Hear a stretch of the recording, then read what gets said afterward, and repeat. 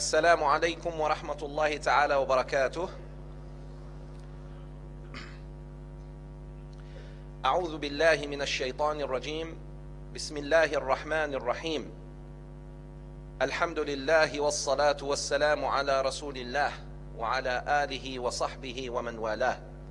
رب اشرح لي صدري ويسر لي أمري واحلل عقدة من لساني يفقه قولي. Respected brothers and sisters in Islam, our honorable guest Shaykh Hamza Yusuf, ladies and gentlemen, it is our honor to welcome you all and welcome Shaykh Hamza Yusuf and his wife to Malaysia, the land of beauty, the land of peace, and the land of spirituality. May Allah Azza wa Jal make this gathering a gathering of khair, gathering of ilm, gathering of hikmah. Ameen, ameen, ameen. I would like to say a few things before I call upon our dear beloved Shaykh Hamza Yusuf to deliver his speech about the devil's trap. Allah Azza wa Jal says in the Holy Quran, إِنَّ الشَّيْطَانَ لَكُمْ عَدُوٌ فَاتَّخِذُوهُ عَدُوًا. Indeed, the shaitan is an enemy for you, therefore consider him as an enemy. This is what the Almighty Allah Azza wa Jal tells us, we the children of Adam. The mission of the shaitan in this life is to make sure that all of the children of Adam go with him to Jahannam, wal-iyadhu billah. But Allah Azza wa Jal said to him, لَيْسَ لَكَ عَلَى, you don't have any sultan over those who are mukhlasin. May Allah make us among al-ibad al-mukhlasin, those who always repent to Allah Azza wa Jal and have sincerity in their hearts. Nur ala Nur Academy, Nur Inai Bookstore, and An-Naqi, as well as so many other organizations, have worked diligently to organize this beautiful gathering with Masjid Wilaya. May Allah subhanahu wa ta'ala reward each and everyone involved in this program. Ameen. An-Naqi for Islamic Solutions is an organization that mainly deals with solutions in the Islamic finance. But with the help of Allah Azza wa Jal, we're trying to expand beyond Islamic finance to social aspects, educational and intellectual aspects especially, as well as other aspects inshallah. So please do visit the website www.annaqi.com. Also in cooperation with Nur ala Nur Academy, which is an academy that is specific and quite unique, as I said 2 days ago. It is quite unique because we do offer Islamic sciences, teaching of the Quran in English language. Why English language? Because simply it is a spoken language for many Malaysians and many expatriates, and we need to reach these people, inshallah. So please also visit www.nuralanuracademy.com and visit us also in our academy. Jazakumullahu khairan. May Allah bless each and every one of us. Without further ado, I would like to call upon our dear beloved Shaykh Hamza Yusuf to speak to us about the devil's trap. Assalamu alaikum wa rahmatullahi ta'ala wa barakatuh.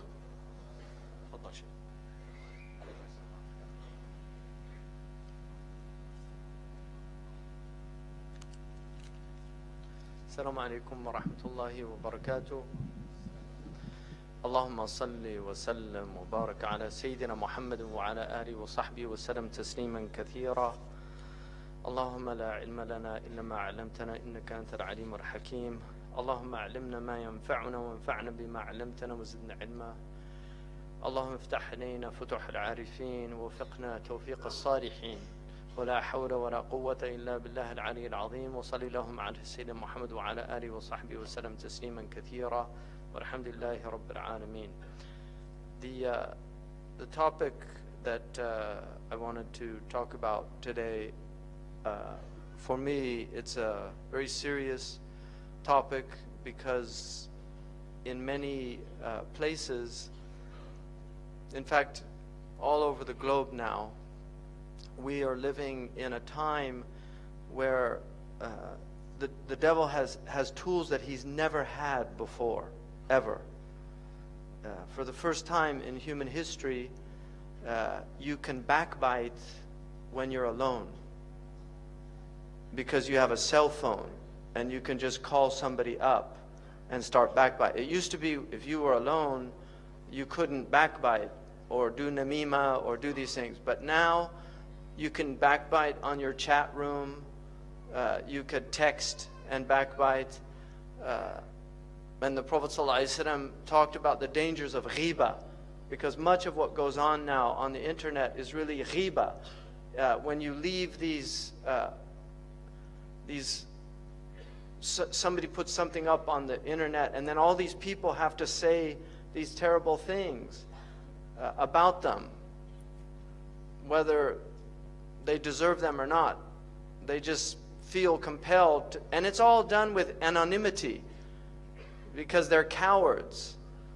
People won't come and say to your face, but they're cowards. So they'll do it with anonymity, but the angels know who they are. You can be Killer 23 on the internet, but the angels know that you're Abdullah, the son of Abdullah, and they'll write that down. So you can't get away with it. There's no anonymity in the unseen world. The other aspect is the television and films and music. One of the interesting things about Islam is the tension that the ulama had with music. Nobody can make a blanket statement that it's mujma' alayh. If you read Shawkani and Nail al-Awtar, he has a section on this and talks about the khilaf that existed about music. Imam al-Ghazali, Abdul Ghani al-Nablusi, and other great scholars have sections about sama', which is a sacred type of music that they thought was a good thing and permissible.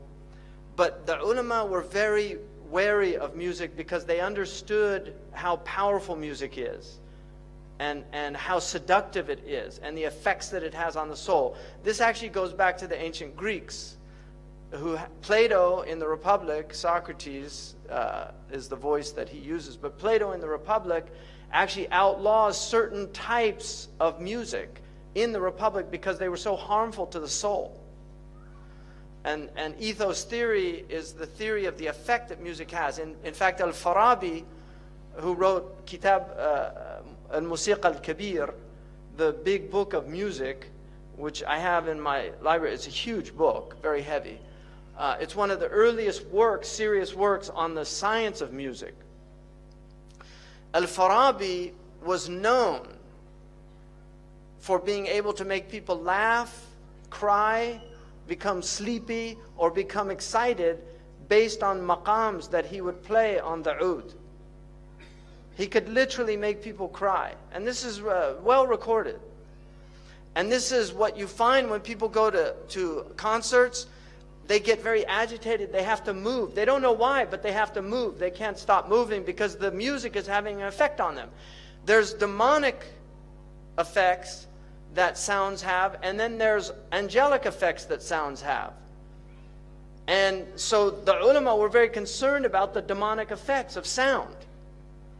And they understood that one of the things that the demons have always used is music to lure people away. In fact, in the hadith about Dawood alayhi salam, who sang the Psalms, he had a beautiful voice and he sang, which is musical, but it was angelic.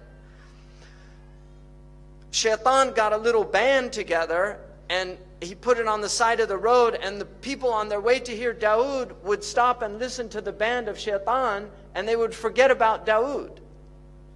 And so this was the tension that the ulama had. And it's very important that that tension exists, because nobody can make a blanket statement that music is entirely haram, and nobody can make a blanket statement that it's halal. And so that tension is there so that Muslims never go too far into that thing. Because now you see in the West, people listen to music all the time. They're always plugged in. They get in their car, they turn on the music. They walk, they put in their earphones, and they listen to their music. And people have long playlists. They spend a lot of money on these things. And so they're lost. They don't have free time to think anymore, because their lives are filled with sound. So the demons have immense tools that they've never had before, and they're using them very effectively. And we're, unfortunately, the people of Haqq, are not using them effectively at all. And Allah says, عَاقِبُوا بِمِثْلِ مَا عُقِبْتُمْ بِهِ. Fight with the tools that you're being fought with. The jihad of this age is between the ears. The jihad of this age is between the ears. Because this is the battlefield, is the mind of human beings, and by extension, the heart.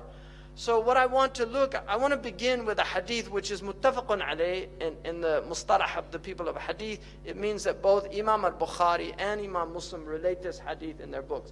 They relate it in a section called Bab al-Fitan. The fitna in Arabic is a very intriguing word, because one of the meanings of it is intriguing, right? In other words, it pulls you in. So a fitna, the Arabs, I don't know why, but the Arabs call some of their daughters, they call them fatina, which means she's a fitna. She's somebody that causes fitna, right? In other words, she's attractive or seductive. You're attracted to her. So fitna is something attractive about it. People like fitna. I'll give you an example. You have Muslims that don't do anything. They sit around, they watch TV, maybe they go to the masjid. But when a fitna happens, suddenly they become so active. And they're on the phone, and we have to do something about this. And they really get active, because fitna excites people. There's something compelling about it. And this is why in the Sahih al-Bukhari, when fitna happened, one of the greats, and this is the beauty of the Sahaba, because they were one of the many beautiful things about them. They knew that the Prophet ﷺ loved poetry. The Prophet loved good poetry. He particularly liked Ibn Abi Sult, who was one of the spiritual poets of the Jahili Arabs. He liked Labid and others. And in al-Bukhari, he quotes a poet. The Prophet himself never used poetry himself, but he listened to it, and he enjoyed listening to it at times. And he said, "Inna min ash-shi'ri la hikmah." In shi'r is wisdom. When the fitnas used to come, the Sahaba said, Ibn Uyayna relates this hadith in al-Bukhari, that they used كانوا يتمثلون بإمر القيس. They would remember the words of Imr al-Qais. الحرب أول ما تكون فتية تسعى بزينتها لكل جهول. When war first shows up, it's like a decked out woman seducing every ignoramus. That's from Imr al-Qais. When war first shows up, it's a seductive woman who's decked out with her zina. And the young men, they get excited and they run. حَتَّى إِذَا اشْتَعَلَتْ وَشَبَّ ضِرَامُهَا. Until the conflagration happens. And suddenly you're engulfed in the flames of war. وَلَّتْ عَجُوزًا غَيْرَ ذَاتِ حَلِيلِ. It becomes an old hag who's lost her husband. شَمْطَاءَ يُنْكَرُ لَوْنُهَا وَتَغَيَّرَتْ مَكْرُوهَةً لِلشَّمِّ وَتَقْبِيلِ. Ugly, foul-smelling. Nobody wants to kiss or hug her. This is what they used to quote when war started, to remind them that war looks good until you're actually in it. and then you see that war is hell. And this is why the Prophet said, لا تتمنوا لقاء العدو, Sahih al-Bukhari, do not desire to go to war. It's a disease in the heart. But he said, if you're forced to, فَثْبُتُوا, be brave. But it should not, it's a sickness in the heart to want to go and kill other people. So this chapter is in the chapter of fitna, which also means civil strife. الْفِتْنَةُ أَشَدُّ مِنَ الْقَتْلِ. Fitna is worse than killing. Here it means persecution. So it can mean persecution. It can mean civil strife. Like when you have civil wars, is called fitna. It can also mean confusion. So it has many meanings. But all of our muhaddithun had a chapter called Bab al-Fitan. In the Bab al-Fitan, it's muttafaqun alayh, tu'rad al-fitanu ala al-qulubi kal-hasir. The end of time won't come until the fitan are shown to the hearts like a mat. Udan, udan. Vertical and horizontal. And I'll get into this later, but I want to start with this. فَأَيُّ قَلْبٍ أُشْرِبَهَا, any heart that drinks it in. But the Prophet ﷺ used, if the Sahaba got it right, sometimes they didn't, but if the Sahaba got it right, the Prophet ﷺ used a passive form. It's called mabni lil majhul. Ushribaha. The heart is passively taking in these fitan. Then he said, nukita fihi nuktatun sawda. A black dot will appear in the heart. This is spiritual. It's a metaphysical meaning. If you open the heart, you're not going to see a black dot. But there, in the spiritual realm, in the unseen realm, a black dot appears. And then he said, وَأَيُّ قَلْبٍ أَنْكَرَهَا نُكِتَ فِيهِ نُكْتَةٌ بَيْضَاءٌ. And any heart that rejects it, a white dot will emerge in the heart. In other words, the beginning of spiritual growth. So the other one is the beginning of darkness, of demonic growth. And then this one is the beginning of spiritual growth. And then he said, حَتَّى تَصِيرَ الْقُلُوبُ عَلَى قَلْبَيْنِ. Until the hearts are two types only. And then he said, على أبيض مثل الصفاء. A white heart that's like pure water. It's pure. فلا تضره فتنة ما دامت السماوات والأرض. The fitna won't harm it as long as the heavens and the earth are there. And then he said, وَالْآخَرُ أَسْوَدُ مُرْبَادًا. Black, but it goes little by little, it becomes black. Murbad, irbadda in Arabic means to change color, shay'an fa shay'an. تغير اللون شيئا فشيئا. It means to change over time. And this is important, because this is how the darkness gets in the heart, and it grows until it's completely black. Kalkuz mujakhiyan, like a container that can't carry anything, everything spills out. In other words, goodness spills out of it. It won't contain anything. And then he said, لا يعرف معروفا, it won't know what's good, ولا ينكر منكرا إلا ما أشرب من هواه. It won't know good and it won't reject evil. So it won't recognize good and it won't reject evil. It becomes relativistic, nihilistic. Everything is relative. It takes in everything. إِلَّا مَا أُشْرِبَ مِنْ هَوَاهُ. It only sees what it has passively taken from its hawa. And so what I want to do, Bismillah ar-Rahman ar-Rahim. This is called the devil's traps. And I want to look at these things. Every Muslim begins by reciting the Quran, أعوذ بالله من الشيطان الرجيم. Why would you begin that when you recite the Quran?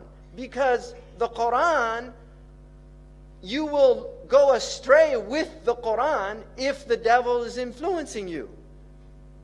You will go astray with the Quran if the devil is influencing you. Every sect in Islam went astray based on verses in the Quran that they misinterpreted.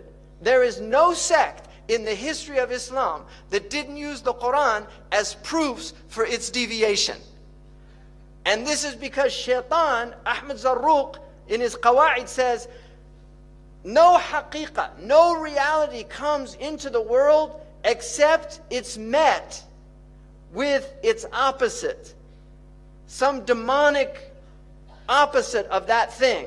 So marriage comes into the world, it's met with zina. Clarity of mind comes into the world, it's met with confusion. And then he said, or if that doesn't work, then to pervert the reality and deviate the reality from its intended purpose. Allah subhanahu wa ta'ala says, Ya ayyuha alladhina amanu, la tattabi'u khutuwat ash-shaytan, or khatawat ash-shaytan. Don't follow the progress of shaitan. You see, shaitan will lead you by istidraj. He will take you step by step. This is the irbad, that you go shay'an fa shay'an. He doesn't come with all his khubth all at once. He comes slowly. I once asked my father, do you think people sign a devil's contract with a piece of paper? He said, no, it's a long series of negotiations.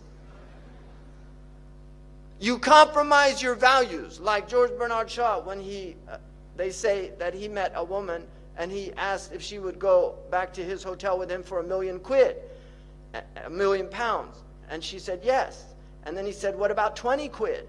And she slapped him and said, what kind of woman do you think I am? He said, we've already determined that, now we're haggling. Once you compromise your principles, then that's it. So you just do it slowly. The first time you don't take a bribe, but then you start thinking about it. I could use that money. Then the next time the bribe's offered, you take it. This is how it works. So Allah says, don't follow the khutawat al-shaytan. وَمَنْ يَتِّبِعْ خُطَوَاتِ الشَّيْطَانِ فَإِنَّهُ يَأْمُرُ بِالْفَحْشَاءِ. He's commanding you to do foul things, وَالْمُنْكَرِ, and things that are naturally rejected by fitrah. Your fitrah rejects them. وَلَوْلَا فَضْلُ اللَّهِ عَلَيْكُمْ وَرَحْمَتُهُ مَا زَكَى مِنْكُمْ مِنْ أَحَدٍ أَبَدًا. And had it not been for Allah's grace and His mercy, none of you would have been purified. Because the purpose of your life on earth is tazkiyah. If you follow shaitan, he will corrupt your heart. By rejecting shaitan, you're purifying your heart. And this is tazkiyah. And this is our religion. قَدْ أَفْلَحَ مَنْ زَكَّاهَا وَقَدْ خَابَ مَنْ دَسَّاهَا يَوْمَ لَا يَنْفَعُ مَالٌ وَلَا بَنُونَ إِلَّا مَنْ أَتَى اللَّهَ بِقَلْبٍ سَلِيمٍ. On that day, nothing will avail the human being. No benefit except the one that comes with a pure heart, with a sound heart, with a wholesome heart. So this is what shaitan wants to do. وَلَكِنَّ اللَّهَ يُزَكِّي مَنْ يَشَاءُ. Allah does tazkiyah, purifies whom He pleases, but He purifies those who struggle. وَالَّذِينَ جَاهَدُوا فِينَا لَنَهْدِيَنَّهُمْ سُبَلَنَا. Allah will purify those who struggle. So you have to do work. The Prophet said, help me. One man said to him, Ya Rasulullah, intercede for me on the day of judgment. He said, help me by doing a lot of sujood and give me some portion of your night to help me. In other words, you're going to get into Jannah only by the grace of Allah, the rahmah of Allah. But you also have to work. We believe in faith and deeds. We believe in faith and deeds. Even though iman is tasdeeq, وَفُسِّرَ الْإِيمَانُ بِالتَّصْدِيقِ. Iman is pure belief, and anyone who simply believes, even if they never did any good in their life, eventually will get out of the hell, according to the hadith in Sahih al-Bukhari. But we believe in faith and deeds because faith has burhan. As-sadaqatu burhan. Charity is a proof of your faith. Prayer is a proof of your faith. Now, what I want to look at, first of all, is the media. When people say the media is the problem, they're right about most things.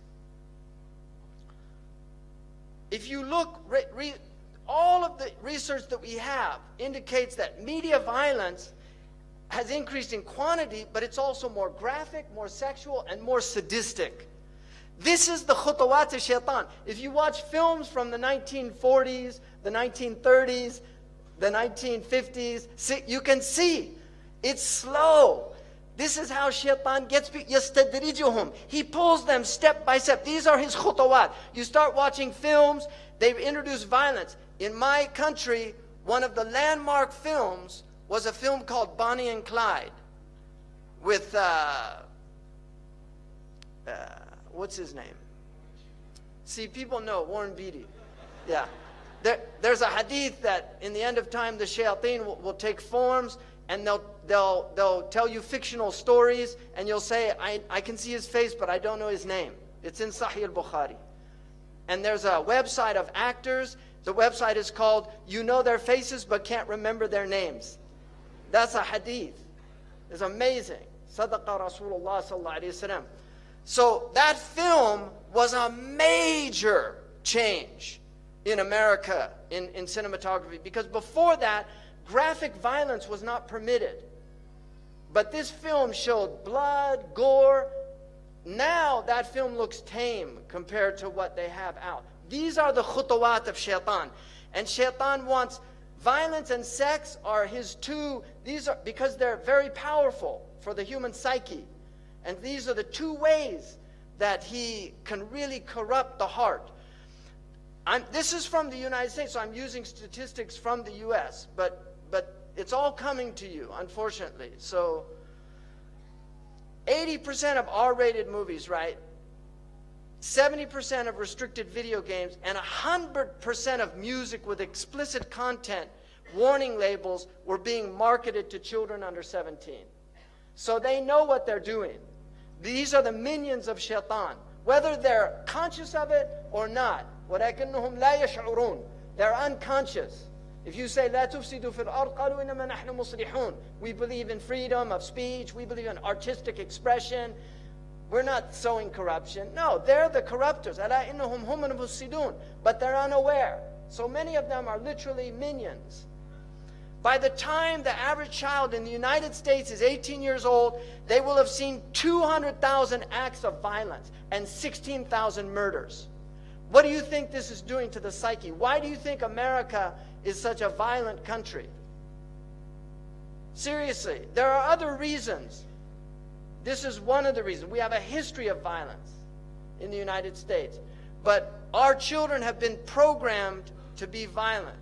Media violence is especially damaging to young children under 8 because they cannot easily tell the difference between real life and fantasy. The American Pediatric Association warns that children should not see any television now. This is a protocol from a few years back. They shouldn't see any television before the age of 3 because of the effects they know that it has. That was actually a compromise because the evidence shows that they really shouldn't be seeing any in television while their brains are developing. But these are compromises because the television industry is so powerful. And if you don't think industry has an effect on medicine, just look at the food pyramid. Because the food pyramid in the United States was changed because of the dairy and meat lobbies. Because they warned people about dairy and meat. So they got it changed. So industry, medicine is in service of industry. It's not medicine in service of humanity. It serves industry.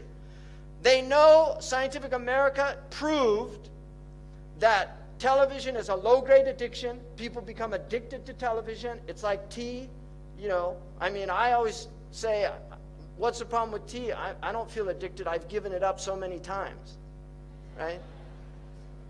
So those low-grade addictions are real.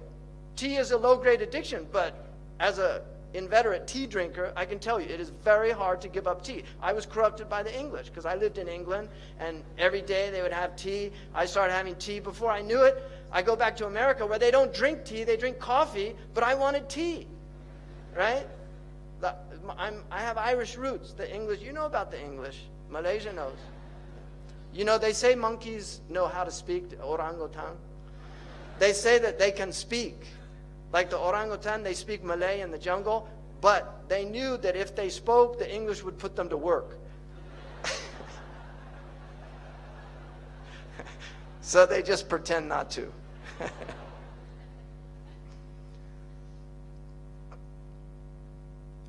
So, TV and film. You have so much children's violence. This is a cartoon for children. You know, this is traumatic for kids. Trust me. I have a person I know who was a child psychiatrist, and he told me he had so many children that had Disney film trauma. Every single Disney film has a dead mother or a mother who dies in the film. Why do they do that? It's traumatic. They know what they're doing. Disney is an evil empire. And this is not a joke. Disney is an evil empire. And why does Disney spread this global message out to turn little girls into princesses? We don't want, all you need is one princess in a country. Or maybe, okay, you have 9 sultanates, so you have to have more. But you don't want a lot of princesses in a country. You want women that will serve, that will work, that will do things. They don't expect everybody to do it for them. And I know the sultanas here serve and do things. That's true. But the Disney princess is served. And all the children are little warriors. So they have this violent attitude in their film. I mean, look at this. It's just unbelievable.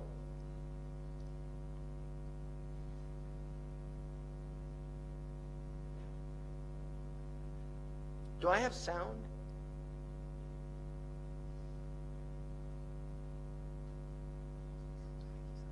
I put it up. Where's the sound? Okay. Hello, Earth. So good to see you. Seeing me. We know you find TV irresistible. And Hulu. Yeah. Now follow me. Below the curtain. To the Hulubratory, where we make the irresistible irresistibler. They killed Kenny! You are correct, sir. And our latest silver bullet, Hulu Plus. Full seasons and full series runs of your favorite shows in your new favorite place. Everywhere. You see, this is your brain on TV. This is your brain on Hulu. So close. And this is your brain on Hulu Plus. And this is your brain with a little sprig of mint. Hulu Plus. That's hot. An eviler plot to destroy the world. Enjoy. People think that's a joke. Trust me, that is no joke. That's Iblis. I mean, the thing about Iblis, he has fun. He really enjoys this show. He enjoys making fun of us, just laughing at us. What are you going to do, give up TV? That's what he says in one of those ads. It's not a joke.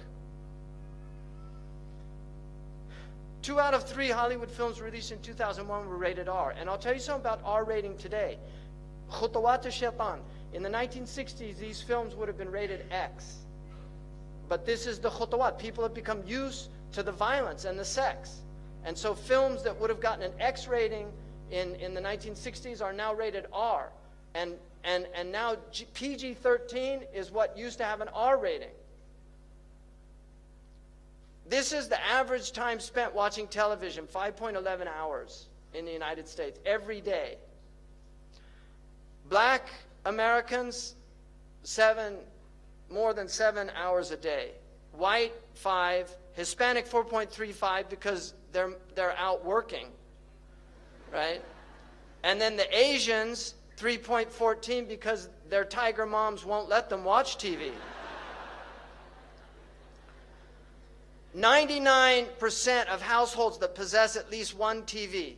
My wife can testify this. I once got a call by one of these people doing a survey, and he said, how many TVs do you have in the house? And I said, I don't have any. He said, come on. I said, I don't have any. He said, none? I said, I don't have a TV.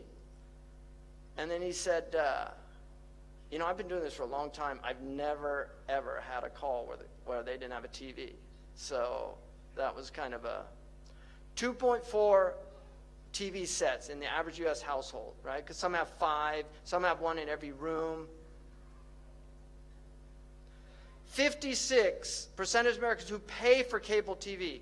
49% say they watch too much TV. Amazing. 34 hours per week over the age of 2 spent in front of a TV. 24 hours per week, 2 to 11 spent watching TV. 54% of 4 to 6-year-olds who, when asked to choose between watching TV and spending time with their fathers, preferred television. Average American youth, 900 hours in school, 1,200 hours watching TV. Right? By the time they get out of high school.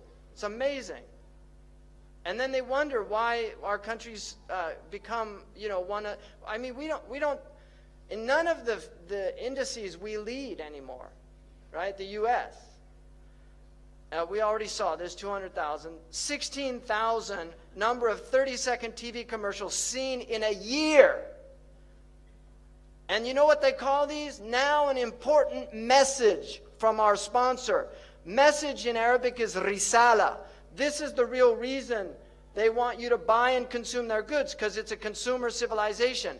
Cartoons are very serious.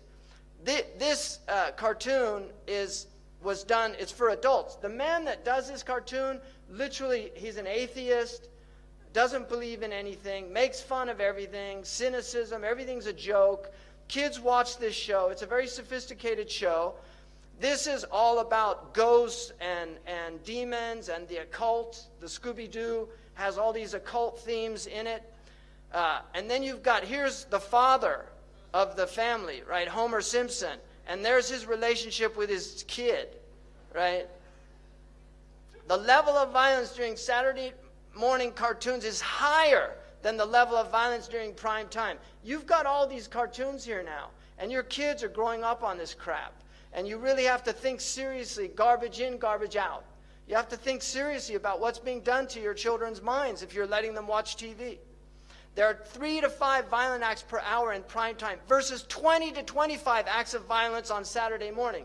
Children imitate what they see. If you put a kung fu film and you put a bunch of 8-year-olds and they watch a kung fu film, by the time the film's done, they're all kicking each other. Right? It's a simple fact of life. Music is another area.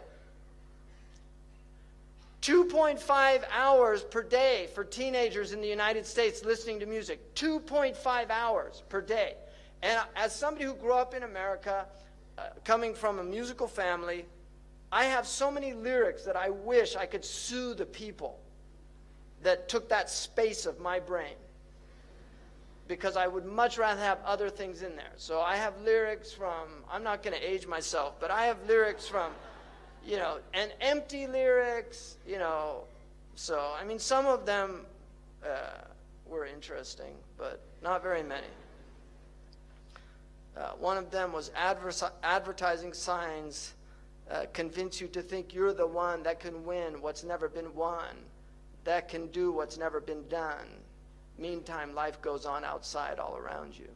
So that's a useful little piece of lyric, right? 1 in 3 popular songs now contain explicit references. Khutuwat, you see, songs used to be like, if you go back to the 1960s, the 1940s and 30s, listen to the songs. Don't, but I can tell you. They were innocent lyrics, mostly innocent lyrics. Some of them had subtle things, but people couldn't work them out unless they were sophisticated. But most of them were just simple lyrics, right? Even in the 1950s, you ain't nothing but a hound dog, right? Crying all the time. Came in late last night, about 10:30. That gal of mine wouldn't let me in. Move it on over. Move over, little dog, because the big dog's moving in. He's in the doghouse, right? These are the type lyrics they had. Or teach your children well. Their parents' hell did slowly go by. Don't ever ask them why. If they told you, you would cry. Just look at them and sigh and know they love you. That's about parents. Sometimes you get bad parents. Just know that they still love you, even though they're lousy parents. You know, those are the kind of lyrics. Now, you can't even listen to the lyrics because they're so disgusting, right? They are so filthy. And Fakhruddin al-Razi, in his commentary, says about the verse in the Quran where shaitan is threatened that, you know, that you will try to seduce them with your voice. He says by giving them foul lyrics that their children will memorize and repeat. That's in Mafatih al-Ghaib. That was in the 13th century. So what are we doing now? This is the khutuwat of shaitan. He's taken people by degrees. America used to be a relatively moral country. It used to have moral values. People used to go to church. They believed in God. They didn't use drugs by and large, right? I mean, it wasn't that long ago.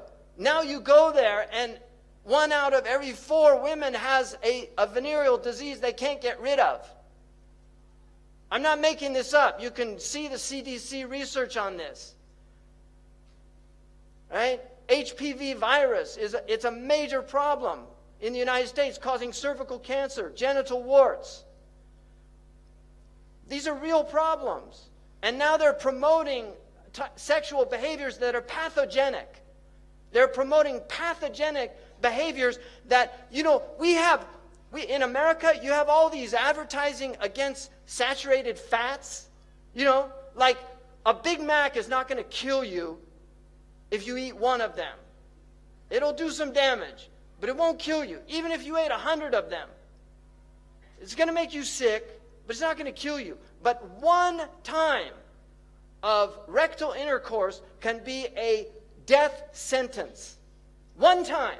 And yet in America, they have all these ads warning people against saturated fats, and there's no ads warning them against deviant sexual behavior. Why is that? Because there are lobbies that say that that is hate speech. Why is that? It's not right. You should warn young people that you can get a venereal disease that you'll never get rid of. And as somebody who worked as an RN, I worked 2 years with a gastroenterologist. I saw firsthand the effects of rectal intercourse. And this is why it's prohibited for males on males or males on females. It's haram in our religion. It's not about homosexuality. It's simply about this sickness. Because if you do that, you will get very serious sicknesses. You will get, your sphincter loses its control. One of the things, a miracle of the Prophet, is he said that the people of Lut, they couldn't control their wind in their majalis. It's in the hadith that they used to pass wind because they lose, the sphincter is no longer doing its function because they've ruined the function by doing something that was never meant to be done. But they don't teach people this. They say, oh, it's normal, embrace yourself.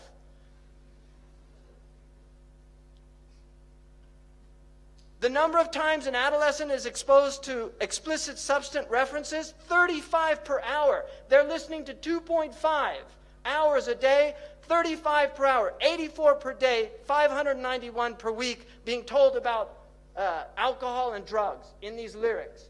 These are the khutuwat of shaitan. A long way from Puff the Magic Dragon, which they said was a 1950s song that was really about smoking marijuana. You know, Puff the Magic Dragon, live by the sea, right? 30,700 a year. References to drug or alcohol in songs. Pop, 9%. Rock, 14%. Hip-hop, R&B hip-hop, 20%. Country, 36%. Rap, 77%. And we've got all these kids listening to rap. Now,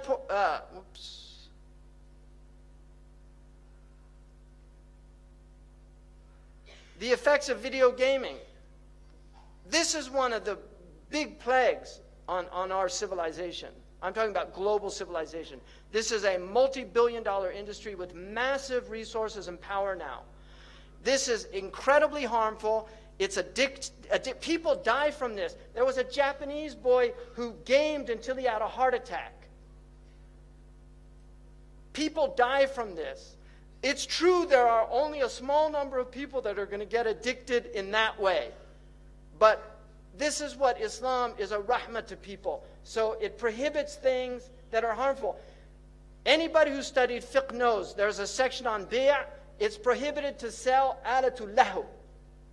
It's haram to sell games. You can make your own games, like play games, children play games, rocks and stones. Little kids, they don't care what you give them.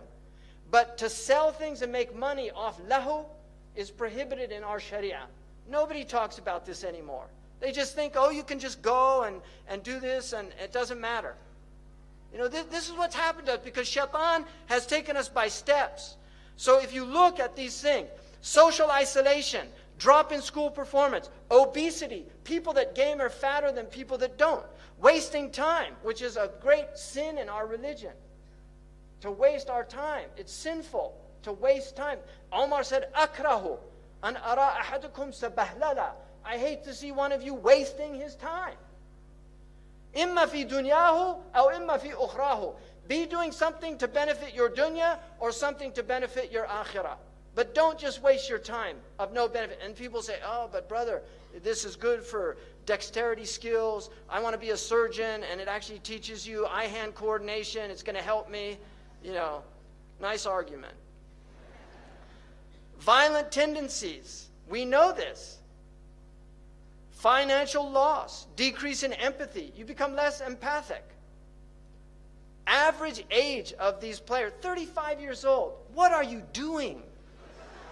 Seriously, 35 years old is the average. I'll tell you, I'm going to make a confession, all right? This is a confession. And my wife will testify to this. When I first got back to the United States, when I left, there were no computers. When I got back after 10 years being overseas, there were computers. All right? I actually met my wife. She taught me how to use the computer. So that's how I met. So I owe computers to that. But there was a game called Tetris. And I had never done this before. So I started playing it. And it was really interesting. And I was, oh, okay. And I worked it out. And I don't even know how long I played it for. When I finished, I turned away and I was seeing those images come down. I never did it again. And my wife would testify, I don't play any of those games. I've never played any of those games. I am against those games. They're evil games. And I really encourage you just to give them up and utilize your time. Learn a language. Go talk to the Orang Asli about Islam. Go clean up. Get volunteer groups that do litter pickup on your streets. Seriously, go do something useful. Go work out. Keep your body healthy. Go play soccer. Go visit your grandmother. Go to a hospital and visit people that aren't getting people visiting them. Do something useful, but don't waste your time doing this. 49% are 18 to 49-year-olds. 25% less than 18-year-old. 26% are over 50 years old. So this is ammat al-balwa. Look at the physical fight. Gamers, 40% of females have been in a physical fight in America, 51% of males. Look at the non-gamers, 14% as opposed to 28%. And they'll say, oh, but you can't prove any correlation, right? You can't prove it. You don't need a rocket scientist to just know the obvious. It's like the study they did in America to find out why pizzas burn people, the roof of their mouth, and then they found it's because the cheese covers the heat on the tomato sauce, right? After spending a lot of money to work that out. This is the kind of stupidity that, right?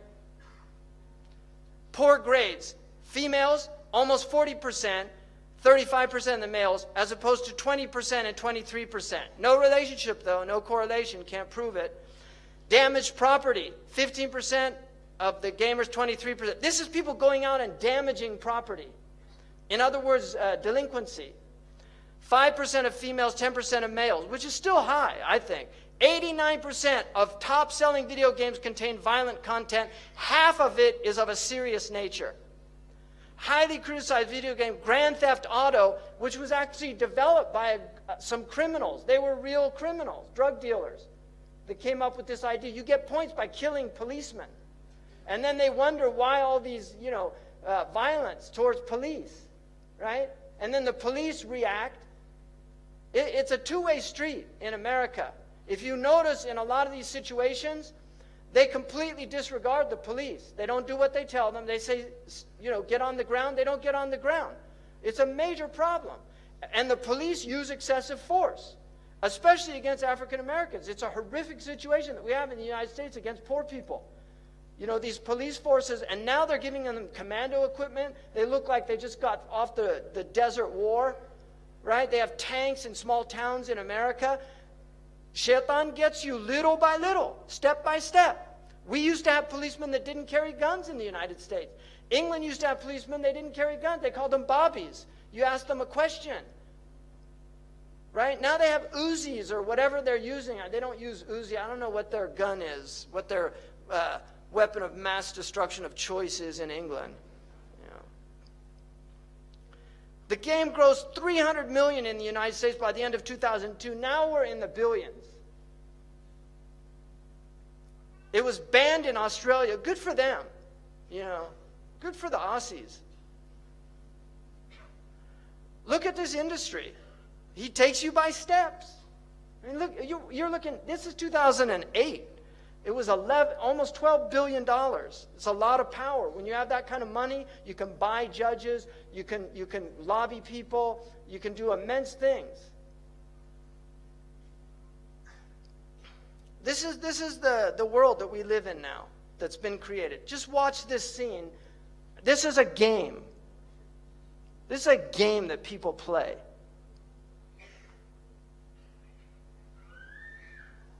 See, I mean, you don't let your kids Parents watch are going this. to buy children games like this.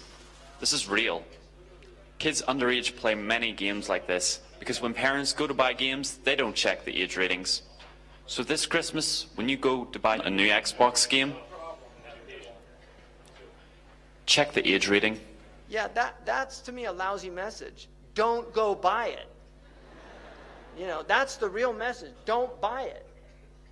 Forget the age rating. So now we're going to get into where this is all coming from. This is a book from the 15th century. It's a picture of the devil, and this is something, Muslims used to sometimes depict things, Kitab al-Bulhan. But I want you to look at his hands. You see this sign? I don't even want to do it on film because people will take a clip and then have me in one of those pictures doing that sign. It's an evil sign. Don't do these signs, right? And kids watch Spider-Man and then they want to do the sign because Spider-Man does it, right? And you don't want to be a Spider-Man, right? You want to be a human man, right? Not an arachnoid, a humanoid. These signs, even this one, which I don't like doing, but that sign, Muslims should not do that sign. That actually comes out of magic. These are signs that were... They're magical signs. We have no symbols in our religion. Even the crescent and the moon, it's a Seljuk tradition. The Prophet ﷺ had no symbols in his religion. It's one of the miracles of our religion. We do things in cultures. This is urf, where you greet people. Even some of the ulama considered waving to be makruh because they said it was isharatun nasara. And you see this in the books. I mean, that for me is a little extreme. I don't follow that. But that was my point, is they were very cautious about these symbols because they know these symbols have meanings. This is why gangs do all these symbols, right? Because this is demonic stuff. So that is a very important symbol. Now, this is what they worship, these Satanists, Baphomet. If you notice, he's androgynous, so it's a male-female mixture. Also making these signs. You see the signs he's making using this sign because 11 is the devil's number. Because 11 is 1 beside 1. And you will notice that in their numerology they use 11 a lot. And they like multiples of 11. 11, 22, 33. 66. They like these multiples. Imam al-Ghazali says in their magic, they know the secrets of numbers, and so they use numbers. The Prophet ﷺ, when they used magic on him, they blew on 11 knots. 11 uqda. And this is why the Mu'awwidhatayn has 11 ayahs, because it protects against their magic. So this is real stuff, people. I'm not making this up. This is real stuff. You either believe it or you don't. And if you don't, it's at your own peril. But this is real stuff. Sihr is a reality in the world, and people practice magic. And one of the practices is through the eyes, seducing the eyes in television and spectacle. It's the sihr of the ayun. You can see Madonna imitating here Baphomet, right? Because she's one of them, and she's a numerologist. She is a numerologist. She practices numerology. This is Lady Gaga, that everybody's gaga about. People tell me, oh, you've got a lot of followers on your Twitter or something like that. I don't even know. I did Twitter one time and regretted it. But people said, and I said, to me that means nothing. Lady Gaga's got tens of millions of followers. So the devil has plenty of followers on Twitter. It means nothing. We want to be on the account with God, right? We want to have the angels following us, pleased with us, happy about what we're doing. Now, Maleficent, you could see Disney, they used to have films where the witch was evil, and now they entice them. This is the fitna. They make a beautiful, they used to make them old hags. If you see the old film, the witch was an old hag, but we get them by degrees. Now they take somebody that many people consider a very beautiful woman, and they put her in Baphomet's mask, and then it becomes seductive. He takes people by degrees. I mean, what is this? Why are they doing this? Why are you wearing horns? We're human beings. We're not demons. And then you can see these signs. Why do they use these symbols? Now this man over here, LaVey,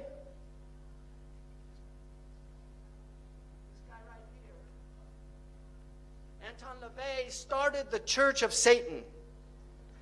He wrote a satanic Bible, and he explained that symbol that they're all doing, that you saw on that Muslim graphic of the devil, that symbol, he said, was a curse symbol of devils. That's the way they put curses on people. Right? And you've got people at rock concerts, they're all doing it, thinking it's cool. Marilyn Manson was a follower of Anton LaVey. He has tens of thousands of people go to his rock concerts. He has them openly denounce God. Openly. He says, I want you all to reject God tonight. And they all do it. So this is real stuff, people. He's very committed to this. He's a minister in the Church of Satan. And they use music. Because music is fitna. It's enticing. It sucks you in. You like it. It's enjoyable. This is what he looked like when he was a little kid. And this is one of their symbols also. They use astrological symbols.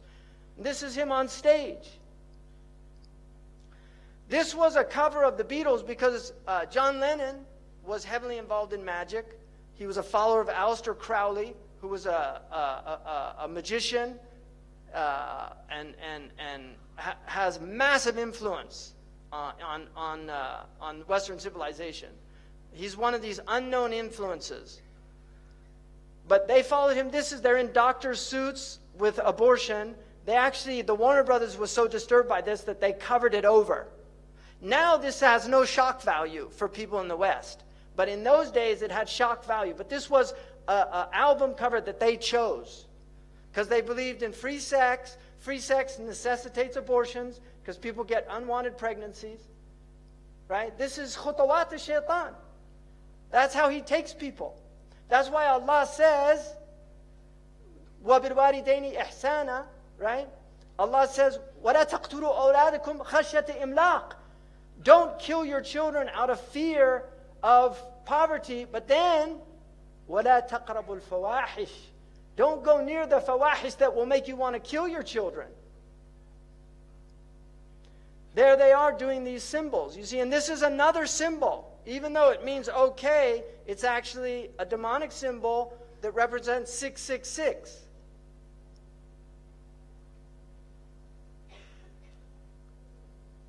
There you can see in the background doing the symbol, the Masonic hand.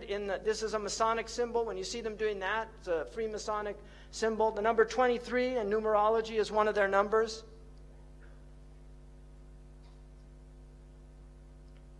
Now look at this young girl, mashallah.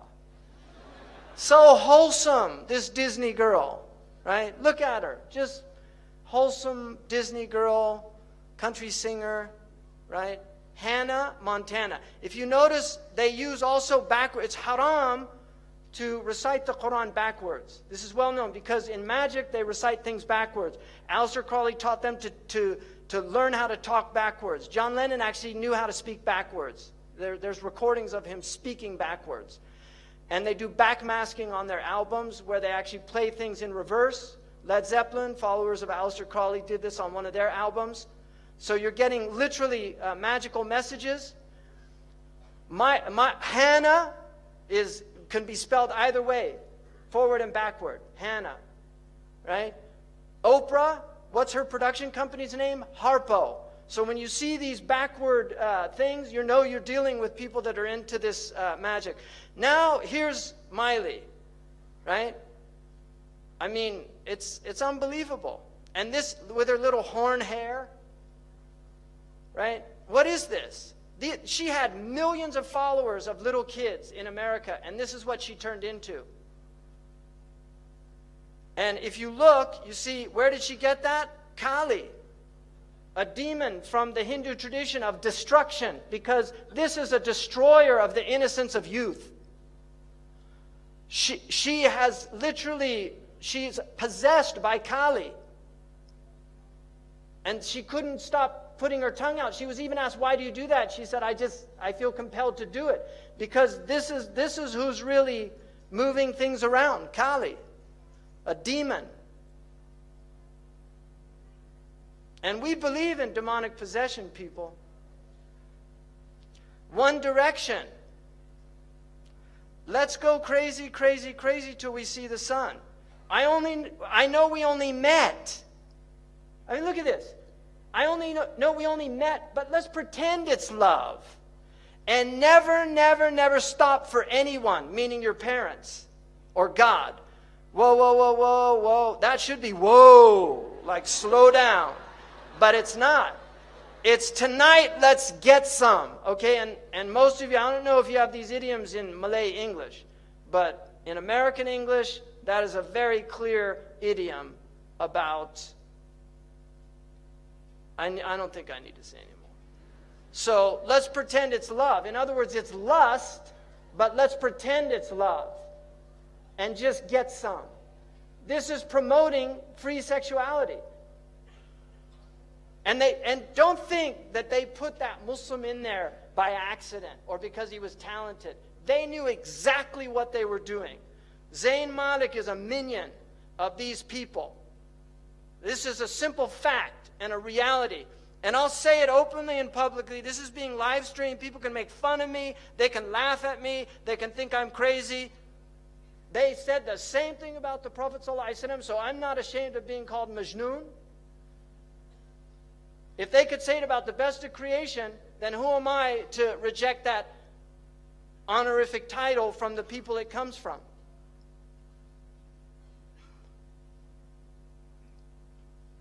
Channeling, the act or practice of serving as a medium through which a spirit purportedly communicates with living persons. That's the definition of channeling. A lot of these actors believe in channeling. So they actually invoke spirits. Ladies and gentlemen, Shirley MacLaine.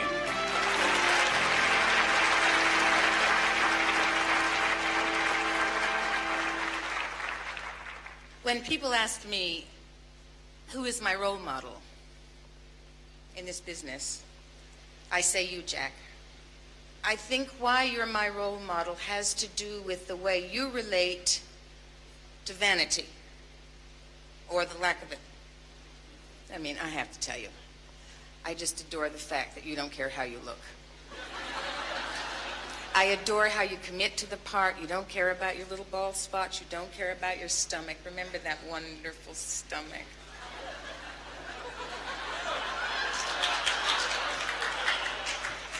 You don't care about your wrinkles.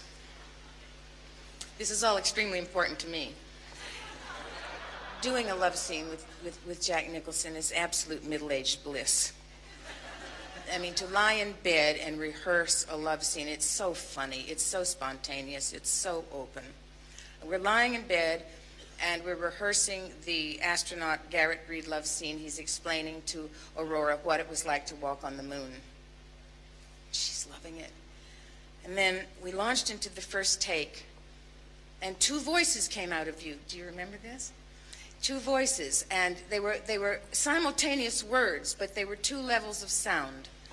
And I looked over at you. You were amazed. I was amazed, and you said, "Well, sure, Cheryl, I'm many different people." I said, "No, Jack, you're channeling." So I'm many different people. That's literally what the devil says in the New Testament. When he's asked what his name is, he says, "My name is Legion." Right? A lot of different names. Two-toned, coming out, two voices at the same time. That's clear. They do what's called method acting, where they invoke. Crowley said the quickest way to invoke a spirit is through acting. So they do a method technique, and they stay in character for the entire film. Jack Nicholson, in some films, scared people because he would play psychopaths. And he would stay in character even when the filming wasn't being filmed. And it was like he was possessed, because that's what they do. Heath Ledger, who played the Joker, and that had previously been played by Jack Nicholson. When he was killed, they told Jack Nicholson and asked him what he thought. He said, "I warned him about that role." That's what he had to say. So this is Anton LaVey. The birth of TV was a magical event foreshadowing its satanic significance. TV's infiltration has been so gradual. You see, khutuwat, it goes slowly, so gradual, so complete that no one even noticed. So people, 50 years ago, you couldn't have shown the violence. It's gradual, but now it's happened. People say, "What happened?" It was slow. It took time. Shaitan has till Yawm al-Qiyamah. Anzirni. Give me time. And Allah said, "You have till Yawm al-Qiyamah." And he said, "I'm going to get them all. I'll get them all." He has time. He's slow. He works slow. He works at you slowly. Shaitan takes his time.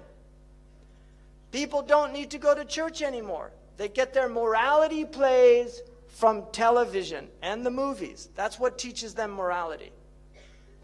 Many of you already read my writings indicating that TV is the new God.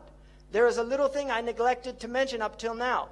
Television is the major mainstream infiltration for the new satanic religion. Anton LaVey wrote this. Now, this is a man who had several actors and actresses that were his followers.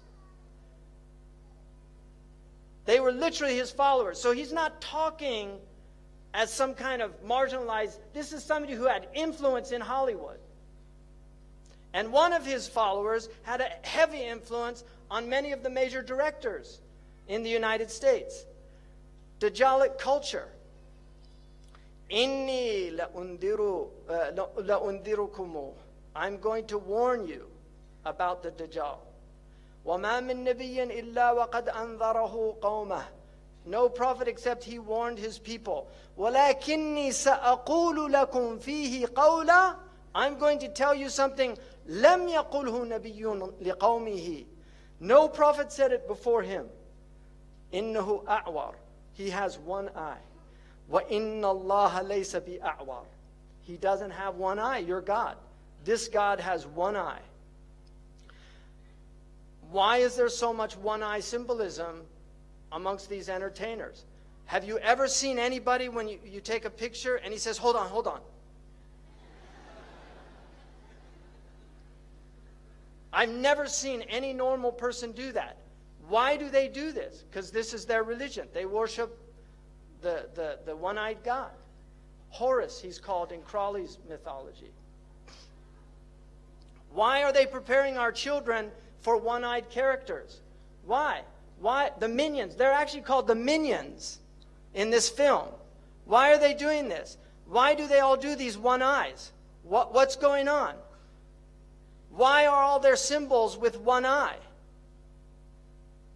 What's happening? And then the pyramid, because they believe in a pharaonic structure. They believe in an elite, and then everybody else, the masses that just follow them and do what they tell them. And this is Crowley doing the 11. That's the 11. And there's one of his minions saying, do what thou wilt. Because that was Crowley brought a book that he said was given to him by a spirit in Egypt. And it's called the Book of the Law. And he said the only law is do whatever you want. There's no more rules. And this has always been what the elite have done. Now they're letting the masses have the law of the elite. This is what the elite have done. They don't believe in morality. And this is the occultic nature. This is what the Hashashin, they didn't believe in morality. They had 9 degrees. When you got to the highest degree, they told you the Sharia is a myth in order to keep people in control. Religion is just a control mechanism. They don't believe in religion. They just use it to control the masses. But now, it's end game. Shaitan's coming out. So, we don't need religion anymore. Why do they call this Dark Messiah? This is a game. And why does Dark Messiah, which is Messiah, it's the Messiah al-Muzlim, why does this Dark Messiah have one eye? Who's inspiring them? They might not know what they're doing, but Shaitan is inspiring them to do this because he's preparing people. And if you look at the dress, people used to dress modestly. All of the actors are cross-dressers now. They put them in, and the Prophet said, don't dress, men should not dress like men, like women, and women should not dress like men. He said that you don't do that. Men should dress like men and women like women because we believe in essences. There's a female essence and a male. They don't. They believe in androgyny. That everybody's male, female, were mixed and you should explore all aspects of your personality. This is what they believe. And so they have cross-dressers, right? And these are the minions that they have that carry on this work. This is one of the most destructive aspects that Shaitan now has. This destroys families. It destroys your heart. It will put out your inner eye. You will not be able to have any spiritual experiences. Your heart will become like that mujakhiyan, what the Prophet ﷺ said, a vessel that can't carry any good. إِلَّا مَا أُشْهِرِبَ مِنْ هَوَاهُ. Because this is all hawa. And porne in Greek means prostitute. One of the tribulations is the faces of prostitutes. People, that Allah, there are people that are punished by giving them the tribulation of looking at the faces of prostitutes. And this is basically, anybody who's in these films is a prostitute. Male or female, they're selling their bodies. Look at the stats, people. Look at the Muslim countries. This is the searches per capita. Look what's happening to us. And then you're wondering why we're being, why this punishment is coming down on us. What's happening to our people? How has Shaitan been able to do this? Because we forgot. We left all the protection. We left the awrad. We left the wird of the Quran. The ahraz that the Prophet gave us to say every morning and evening. We're supposed to say these things. There's evil in the world. You're supposed to seek protection from it.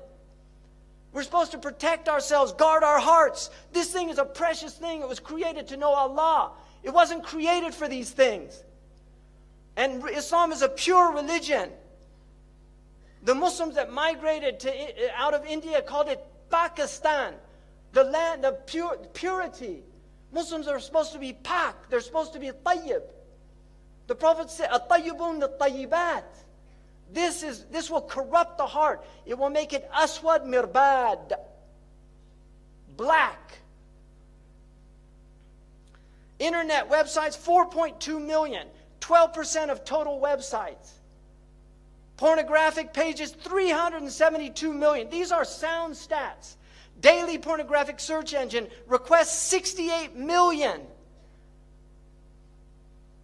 25% of total search engine requests. What's happening to us as a species? Daily pornographic emails, 2.5 billion. 8% of total emails. What's happening to us? Food, junk food now, they know, they have proven. Junk food is addictive, and the more junk food you eat, the less inclined you are to eat healthy food. Any restaurant that you recognize the name, don't eat there. And I'm sorry for the people that have the McDonald's wakala in this country. I'm against fast food. Muslims have their own fast food, you know, like falafel and shawarma. We have our own fast foods. And you have the fast foods in Malay. Eat your own foods. Eat healthy food. Don't eat this junk food. This food is made in factories by chemists to get you addicted. They use rats and they see how much sugar and fat they need to put in. Just like tobacco. People get addicted to it. They can't stop. So avoid any of these restaurants. Look at these poor children. It's a crime against our children to feed them this junk. Allah always says with halal, tayyib. Always. Now we know the meaning of that, because at the time of the Prophet, the food was pure. They interpreted it to be economic, to not buy it with haram money. But now we understand another dimension of it. And zaman yufassir al-Quran, like Ibn Umar said. Time is what interprets the Quran. Now we get to where we're at. Signs of the end of time. Ibn Mas'ud said, I said to the Prophet, هَلْ لِلسَّاعَةِ مِنْ عِلْمٍ تُعْرَفُ بِهِ? Does the hour have a knowledge that you can know it by? He said, Na'am ya Ibn Mas'ud. And this is a science that our ulama need to reestablish. Jibreel taught 4 things. There's not 3 aspects of Islam. There are 4. People say Islam, Iman, Ihsan. But Hadith Jibreel has alamat as-sa'. And Muslims have to know these signs, so they recognize them when they see them. And there are many signs. One of the signs, يَكُونَ الْوَلَدُ غَيْذًا. Children become filled with rage. وَأَنْ يَكُونَ الْمَطْرُ قَيْذًا. Rain becomes burning or acidic, acid rain. وَأَنْ تَفِيضَ الْأَشْرَارُ فَيْضًا. You'll see evil people spreading widely. يَا ابْنَ مَسْعُودٍ مِنْ عَلَامَ السَّاعَةِ وَأَشْرَاطِهَا أَنْ يُؤْتَمَنَ الْخَائِنِ وَأَنْ يُخَوَّنَ الْأَمِينَ. People will trust treacherous people, and they will consider trustworthy people treacherous. وَأَنْ يُصَدَّقَ الْكَاذِبُ وَأَنْ يُكَذِّبَ الصَّادِقُ. The truthful one will be called a liar, and the one telling a lie will be called truthful. These are signs. يا ابن مسعود إن من علام الساعة وأشراطها أن تواصل الأطباق وأن تقطع الأرحام. This to me is one of the clear prophetic miracles of the Prophet ﷺ. Because I believe that the atbaq, and you know in Algeria, what do they call the dish? Tabaq. They call the satellite dish in North Africa atbaq. And that is a correct ta'rib. In the East they call them suhoon or dishat. They call them suhoon, and that's an incorrect hadith, because a sahan is a flat dish. The tabaq is a concave dish. And so atbaq is the correct meaning. And the Prophet used the very word that's used for satellite communications, muwasalat. He said, tuwasal al-atbaq, that the dishes will be communicating continuously, and people will sever their family ties. In other words, people will stay home and watch television on satellite dish, and they won't go visit their neighbors. This is an amazing hadith to me. Ya Ibn Mas'ud, من أعلام الساعة وأشراطها أن يسود كل قبيلة منافقوها. You will see hypocrites ruling. وكل سوق فجاروها. And you will see the worst people controlling the marketplaces. يا ابن مسعود إن من علام الساعة وأشراطها أن تزخرف المحاريب وأن تخرب القلوب. That you will have ornamented mosques, but the hearts would be ugly. They'll be derelict, bereft. So people praying in the mosque, they've done no tazkiyah, but the mosque is beautiful. يا ابن مسعود إن من علامة الساعة وأشراطها أن يكون المؤمن في القبيلة أذل من النقد. The mu'min will be more humiliated than the ugly goat. Like nothing. يا ابن مسعود إن من علامة الساعة وأشراطها أن يكتفي الرجال بالرجال والنساء بالنساء. You will see homosexuality and lesbianism widespread. Wake up, people. This is our Prophet speaking. And he said, you will see Mirk al-Subyan, young people having massive wealth. Like Zuckerberg is a multi-billionaire before he was 30. And you will see Mu'amaratun Nisa. You'll see these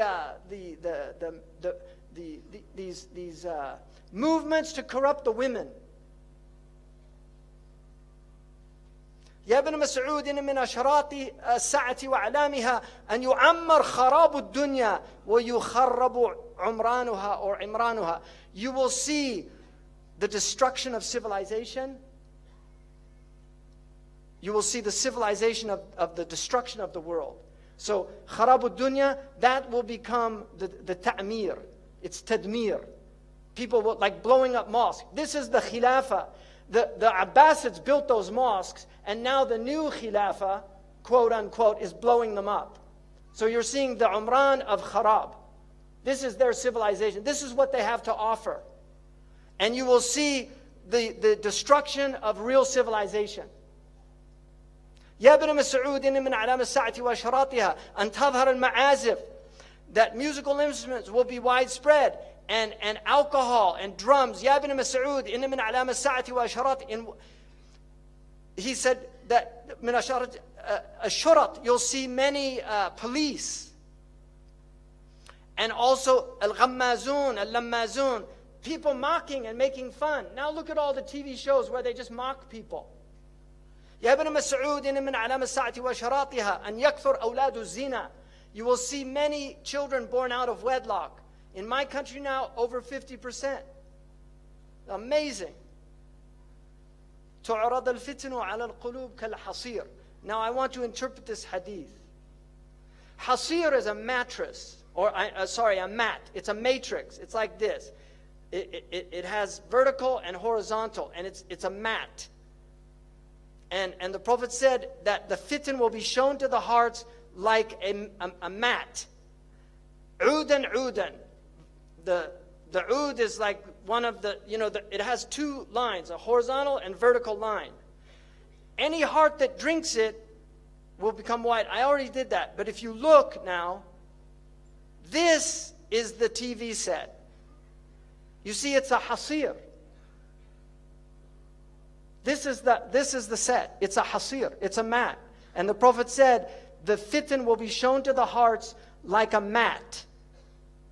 Kal-hasir, udan, udan. You see, they have a ud. These are called idan. Any Arab would call that idan. And this is what the Prophet said. I believe, this is my interpretation, but the al-lugha tahtamiluha. The Arabic language bears this meaning, and that's why I believe it's a valid interpretation. This is the ud, the idan of the television. And this is how shaitan is destroying the hearts, by showing them the fitan on these films and on TV over and over again until people just become accustomed to violence. It's a normal thing. They're not shocked by it anymore. قال رسول الله صلى الله عليه وسلم صنفان من أهل النار لم أرهما قوم معهم سياط كأذناب البقر. You will see people with whips like cow tails. يضربون بها الناس. They'll hit people with it. ونساء كاسيات عاريات. Women that were clothed and naked at the same time. مائلات. They'll sway in their walk. مميلات. And cause others to incline towards them. رؤوسهن كأسنمة البخت. Ya Allah, Sadaqa Rasulullah. He said their hair would be like the Bactrian camel's hair. This is not a camel the Arabs had. They came from Persia, so they saw them. They knew what they were. These people will not enter paradise. And here's the Bactrian camel. Wallahi, say Sadaqa Rasulullah Sallallahu Alaihi Wasallam.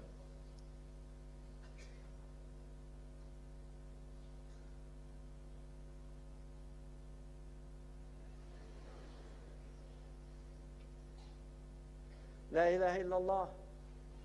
Allahumma salli ala Sayyidina Muhammad.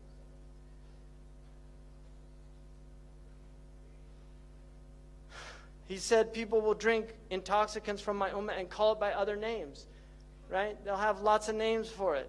يُعْزَفُ عَلَى رُؤُوسِهِمْ بِالْمَعَازِفِ. Musical instruments will be on their heads. How did he know about that? That's what it says. I didn't make that up. It says they'll have ma'azif, عَلَى رُؤُوسِهِمْ ma'azif. On their heads are musical instruments. Who would have known what that meant at the time of our Prophet ﷺ? But now we see it, all these people everywhere. And here's the iPod. You know, it's not I am a pod. You know, a pod is you have invasion of the body snatchers. They take over your body. A pod takes over your body. They took out the verb to be. They just say iPod. Because you're not being anymore. You're a shadow of your former self. Your mind is filled with their thoughts. You're not even yourself anymore. You're listening to Rihanna or Madonna or Haifa Wahbi or whoever the latest fashionable singer is. أعوذ بالله من الشيطان الرجيم. اللهم بلغت. اللهم بلغت. اللهم بلغت. يا أيها الذين آمنوا لا تتبعوا خطوات الشيطان. Don't follow his, he'll take you by degrees. He'll take Malaysia by degrees, just like he's taken all these other countries. He's taken them. They're all in fitna. They're all killing each other. The only one's happy about this Iblis. He's happy about Syria. He's happy about Egypt. He's happy about Libya. He's happy about Yemen. He's so happy. He wrote the happy song. Really, he wrote that song. Like a house without a roof. He took the roof off Darul Islam. We have no protection. The storm comes, there's no protection. Now there's no roof because the satellite goes through the roof.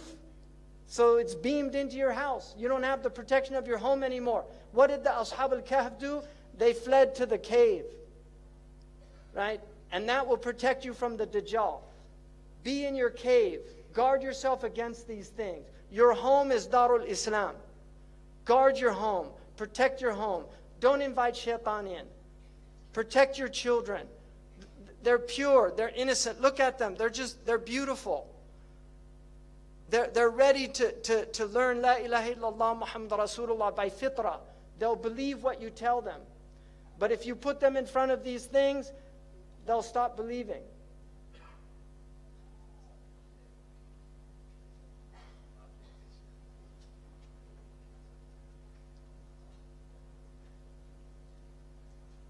Alhamdulillah, Jazakallahu khairan, Shaykh Hamza Yusuf, for a beautiful speech, for a beautiful presentation. May Allah make this in the scale of your hasanat and the scale of each and every one of us here. Just to wrap up, inshallah, with dua, so please do not miss the dua, inshallah. There is a great book that I'm sure Shaykh, inshallah, have definitely read it. It's by Al-Imam Abdul Rahman ibn al-Jawzi, called Talbisu Iblis. It is available, alhamdulillah, in English, The Devil's Deception. It's a very good book to read about the subject, inshallah. I would like to end with a dua. Allahumma rabbana taqabbal minna hadha al-dars waj'alhu fi mizani hasanatina ajma'in. Allahumma ighfir lana warhamna wa'afina wa'fu anna وأكرم نزولنا يا أرحم الراحمين يا رب العالمين. اللهم أرنا الحق حقا وارزقنا اتباعه وأرنا الباطل باطلا وارزقنا اجتنابه. اللهم إنا نسألك العفو والعافية والمعافاة الدائمة في الدين والدنيا والآخرة. اللهم علمنا ما ينفعنا وانفعنا بما علمتنا وزدنا علما وزدنا فهما وزدنا حكمة وزدنا تطبيقا. وصلى الله وسلم وبارك على نبينا محمد وعلى آله وصحبه أجمعين.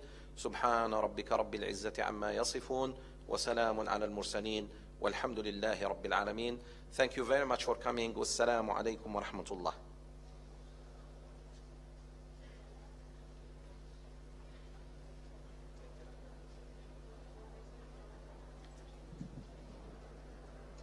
brothers and sisters, and with that we end the session this afternoon. I would like to thank everyone again for coming and making your way to this lovely masjid, Wilayah Persekutuan. We'd also like to make a special mention to Ustazah Tia Rahman for making this possible at the beautiful masjid this afternoon.